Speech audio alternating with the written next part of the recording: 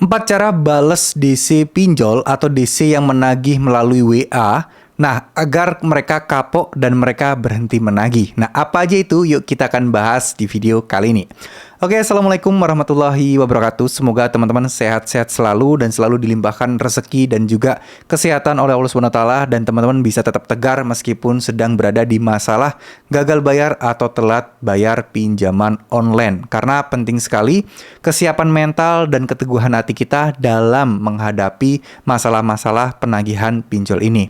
Ya, bukan rahasia umum lagi ya, kalau kadang penagihan pinjol itu sangat-sangat meresahkan dan kadang membuat kita gelisah serta nggak bisa ngapa-ngapain karena panik, kesel, sedih, marah, campur aduk.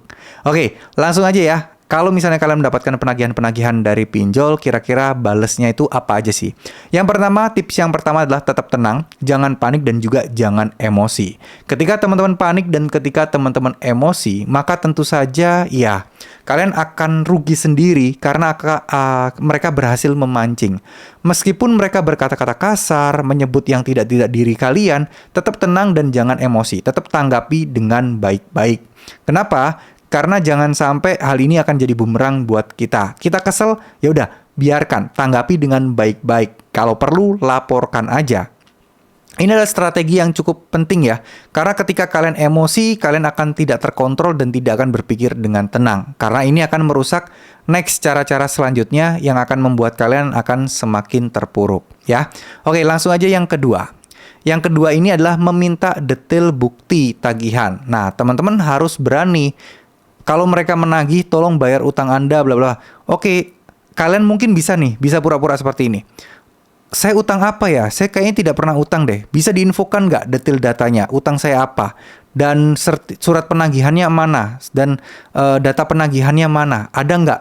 Karena saya tidak pernah merasa hutang. Gitu aja. Ya, nanti kalau misalnya memang beneran dia udah ngasih dan dia menyalahkan kalian, kok tadi nggak ngaku, bilang aja. Kalian hanya ngetes apakah benar ini DC dari pinjol tersebut atau enggak. Karena dari kemarin banyak yang menagih-nagih, tapi nggak jelas juntrungannya itu DC mana. Bisa jadi ya oknum-oknum yang akan menipu. Ini nggak salah.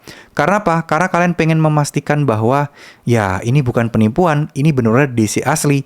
Karena mengingat banyaknya kasus-kasus sekarang, banyak yang tipu-tipu gitu ya DC ya.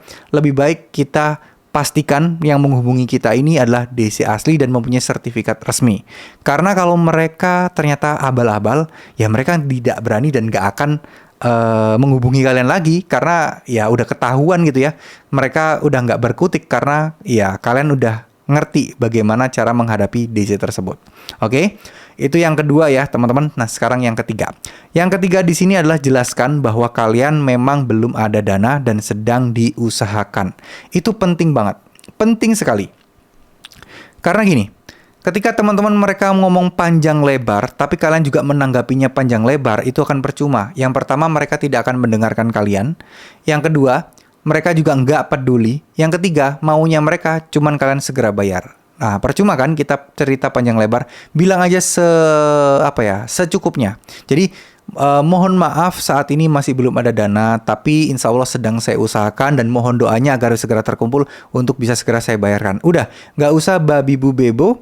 Kalau memang kalian nggak ada duitnya, udah bilang aja to the point. Habis itu mereka mau ngomong apa aja kayak terserah. Mau kalian balas atau enggak, bebas. Mau kalian blokir atau enggak, bebas. Ya, nah cara yang terakhir adalah cara yang pamungkas, yaitu bersikap pasrah.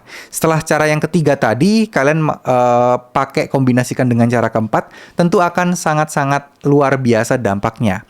Orang ini udah bilang bahwa dia nggak punya duit, terus kemudian orang ini juga bilang sudah pasrah, apapun yang terjadi akan terima, resiko-resikonya akan dia terima. Ya nggak lain nggak bukan, DC pun akan putus asa dan malas deh akan nagih ke kalian lagi.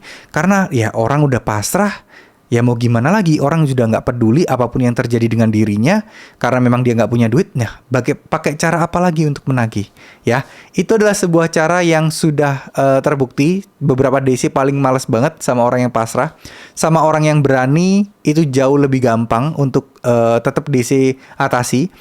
Tapi sama orang yang pasrah, dia bingung harus ngapain. Mau diancam atau ditakut-takuti yang lebih menakutkan lagi itu juga dia nggak peduli.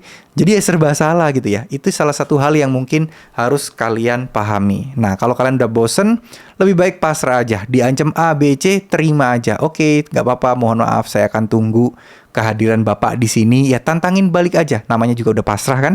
Apapun yang terjadi silahkan terjadi ya. Itu akan membuat mereka pusing, membuat mereka panik dan mikir 2 kali mau menghubungi dan menagih kalian lagi. Ya, oke, terima kasih. Semoga apa yang saya sampaikan bisa bermanfaat. Mohon maaf jika salah-salah kata. Wassalamualaikum warahmatullahi wabarakatuh.